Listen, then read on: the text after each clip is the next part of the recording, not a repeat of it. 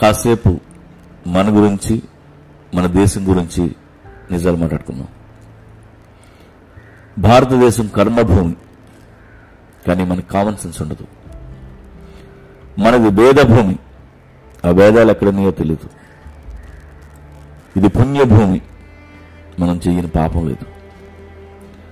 మన తల్లి భరతమాత, కానీ గంటకు రేపు చేస్తుంటాం. సువిశాల భారత ఖండం, పాపులేషన్తో కిటకిటలాడి చేస్తుంటాం. గంగా, యమున, గోదావరి, ఆ నీళ్ల కోసమే కొట్టుకు చేస్తుంటాం. ఎన్నో పుణ్యక్షేత్రాలు, ఆ గుళ్ల బయటే చెప్పులు దొంగిలిస్తుంటాం. మహాకవులు పుట్టిన దేశం మంది. 65% నిరక్షరాస్యత. మనది ఆర్య సంస్కృతి. అందుకే పెట్రోల్లో కిరోసిన్ కలిపేస్తాం, పాలల్లో నీళ్లు కలిపేస్తాం, మున్సిపాలిటీ వాటర్ లాగేస్తాం, రేషన్ బయట అమ్మేస్తాం, ఓట్లు అమ్ముకుంటాం, దొంగ బిల్స్ పెడతాం, బిల్స్ ఎగ్గొడతాం, దొంగ సర్టిఫికెట్లు పెడతాం, దొంగ నోట్లు గుద్దేస్తాం, టికెట్ లేకుండా ట్రైన్ ఎక్కుతాం, పక్క స్థలం కలిపేస్తాం, ఆఖరికి డ్రైనేజ్ మూతలు కూడా అమ్మేస్తాం.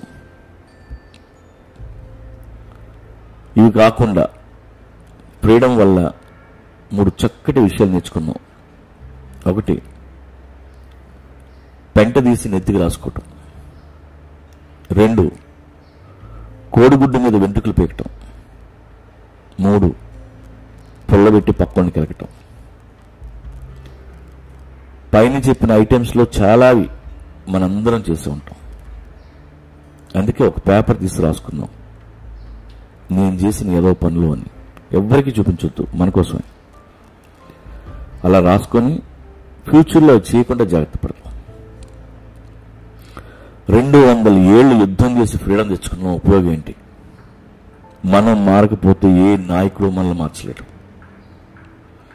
మీతో పాటు మీ పిల్లలు కూడా నేర్చుకుంటారు కరెంటు దొంగతనం.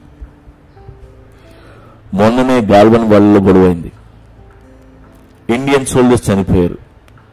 అక్సాచిన్లో చైనీస్తో హ్యాండ్ టు హ్యాండ్ ఫైట్, రాళ్లతో కొట్టుకున్నారు.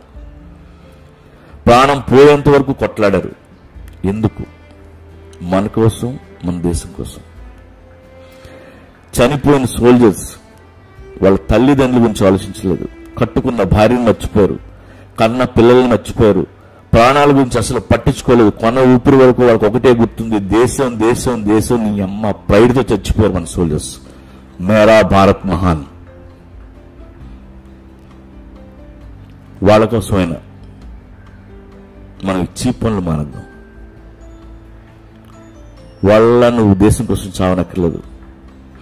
కనీసం ఆ గోడ మీద వచ్చా పొరిగిపోతే చాలు, అది కూడా దేశభక్తే. జనగణమన.